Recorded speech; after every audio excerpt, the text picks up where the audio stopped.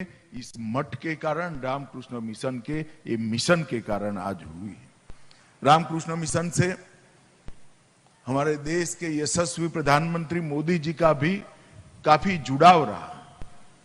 मैं इसमें जाना नहीं चाहता, परंतु मैं इतना ही कहना चाहता हूं कि अनेक रोगियों की सारवार करते करते, अनेक विद्यार्थियों के जीवन को गढ़ते गढ़ते, अनेक प्रकार की कुरीतियों से समाज को बचाते बचाते और समाज की आंतरिक चेतना जो हमारी संस्कृति होती है, इस पर की कितने प्रकार के आक्रमण को रोकते रोकते आज रामकृष्ण मिशन ने एक पुण्य का बहुत बड़ा लोक अर्जित किया है और पूरा देश ये पुण्य के लोक को प्रणाम करता है।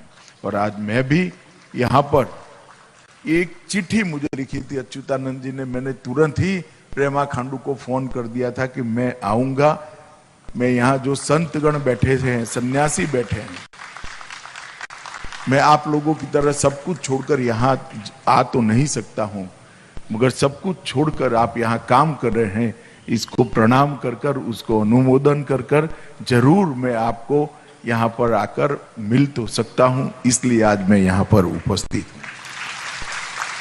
मित्रों, अरुणाचल जैसा मैंने कहा नॉर्थ ईस्ट में भी नॉर्थ ईस्ट है और मोदी जी ने 2014 से हमारे उत्तर पूर्व को अनेक समस्याओं से ग्रस्त नॉर्थ ईस्ट को बदलने का शुरुआत किया है। मैं मेरे जीवन में नॉर्थ ईस्ट में पहली बार विद्यार्थी परिषद के कार्यक्रम में आया था। किसी के घर पर ठहराया गया, मुझे घर के अंदर संवाद चालू हुआ तो कहां से आ रहे हैं आप? मैंने बोला गुजरात से आ रहा हूं। फिर जुड़ाव रहा।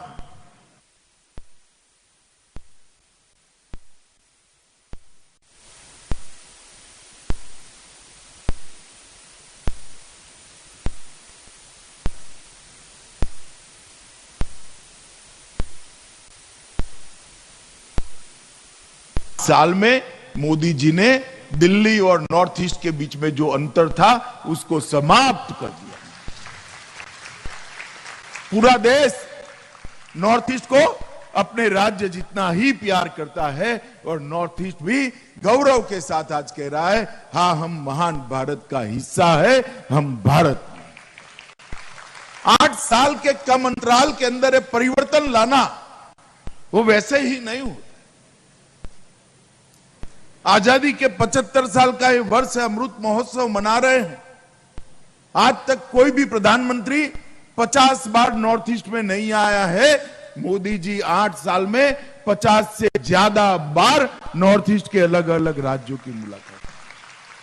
आज तक किसी भी प्रधानमंत्री ने नई शिक्षा नीति के तहत, राष्ट्रीय शिक्षा नीति के तहत नॉर्थ ईस्ट की भाषाओं की चिंता नहीं की। देश के प्रधानमंत्री नरेंद्र मोदी जी ने नॉर्थ ईस्ट की भाषाओं की चिंता की है और नई शिक्षा नीति के तहत उनको प्राथमिक शिक्षा उस भाषा में देने की शुरुआत भी की है। प्रेमा खांडू जी भी अरुणाचल की भाषाओं को संभालने के लिए काफी काम कर रहे हैं।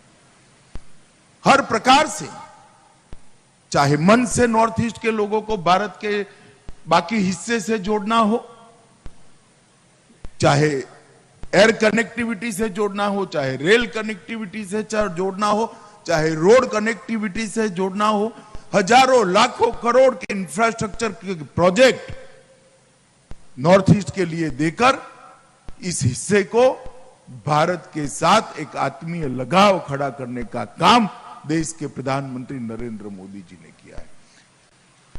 मित्रों, मैं पहले पूरे नॉर्थ ईस्ट का दौरा पार्टी का अध्यक्ष था, भारतीय जनता पार्टी का, तब मैंने किया था। तब भी नॉर्थ ईस्ट को काफी अच्छे से जानने का प्रयास किया। और जब गृह मंत्री बना तो नॉर्थ ईस्ट मेरे डिपार्टमेंट के अंदर ही आ गया। अनेक प्रकार के अलग अलग समस्याएं जो खड़ी करके, कोई समस्या ही नहीं थी, मगर खड़ी की गई समस्याओं को शयन तरीके से धीरे धीरे नरेंद्र मोदी सरकार ने धैर्य पूर्वक एक एक कर इसका समाधान ढूंढने का काम।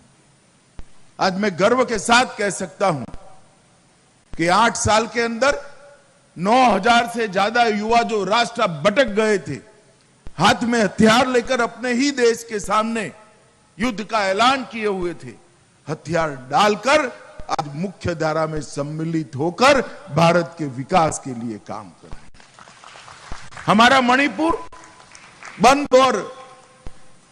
बंद और ब्लॉकेड के कारण 365 में से 200 दिन गतिविधियां बंद रहती थी, वहां पर आज 5 साल हमारी सरकार को हो गए, छठा साल चल रहा है, 6 साल में ना एक भी बंद हुआ है ना ब्लॉकेड हुआ है।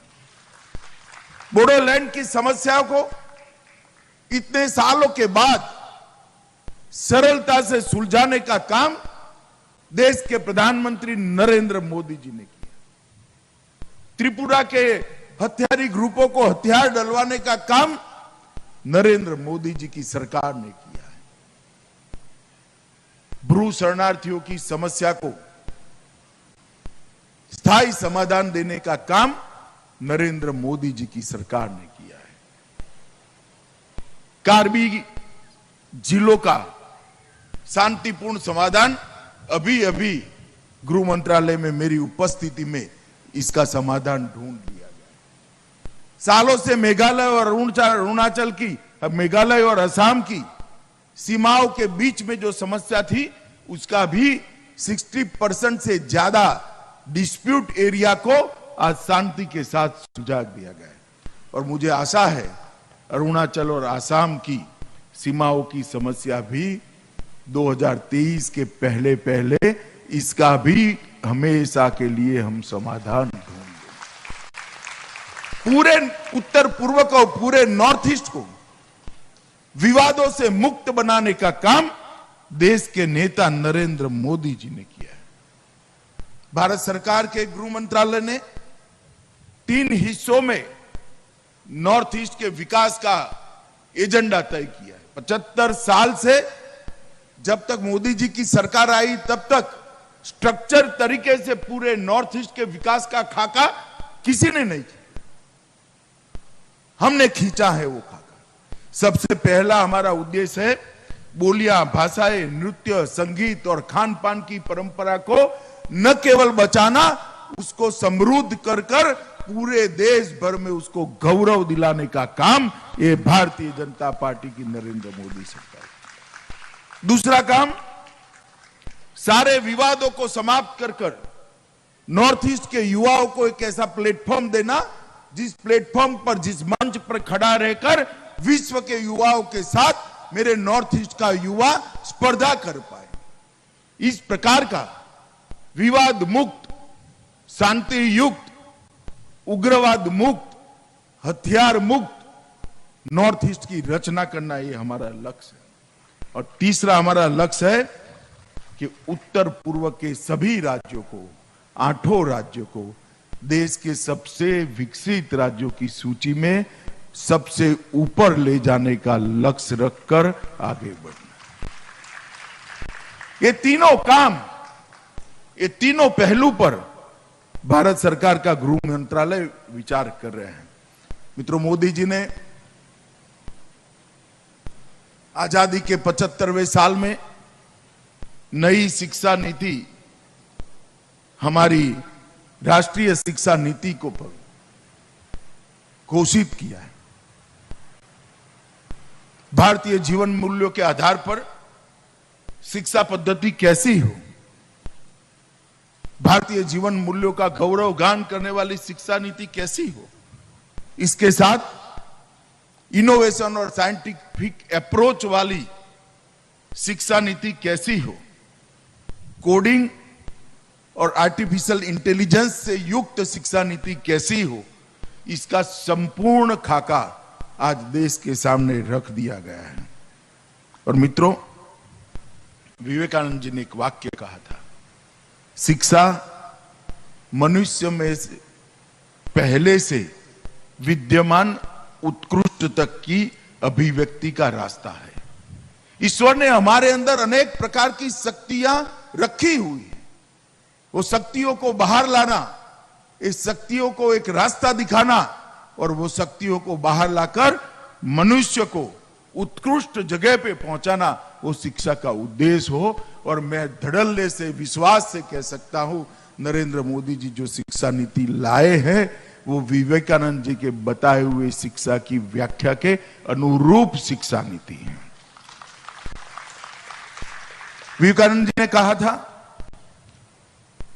शिक्षा आम जन को, शिक्षा व्यक्ति को जीवन के संघर्ष के लिए समर्थवान नहीं बनाती है तो वो शिक्षा नहीं है।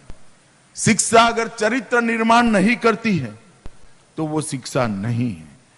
परोपकार का भाव अगर शिक्षा के बाद नहीं आता है तो वो शिक्षा नहीं है। सिंह जैसा साहस शिक्षित व्यक्ति में निर्मित नहीं होता है तो वो शिक्षा नहीं है। और ऐसी शिक्षा जो ये चारों चीजों को नहीं करती है वो शिक्षित कहलाने के योग्य नहीं है। शिक्षा मनुष्य को अपने पैरों पर खड़ा होने के लायक बनाए है, उसी का नाम शिक्षा है।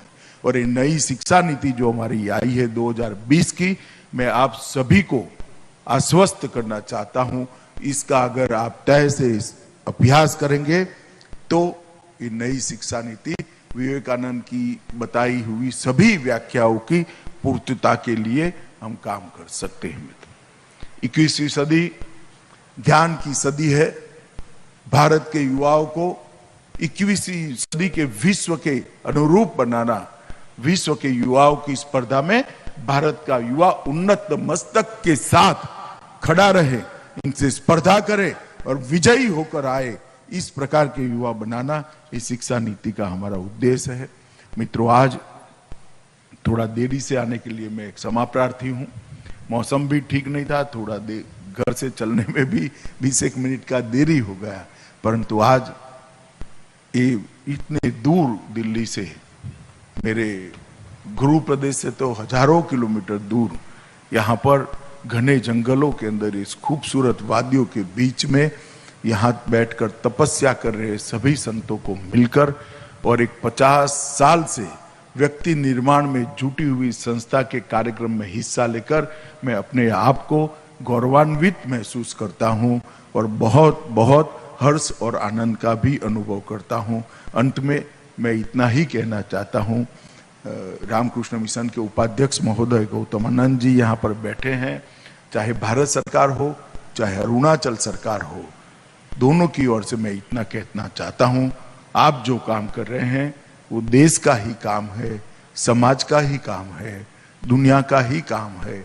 जहां पर भी सरकार की आपको जरूरत पड़े, सरकार सदैव मदद करने के लिए तत्पर रहेगी। इतनी बात कर मेरी वाणी को विराम देता हूं। वंदे मातरम।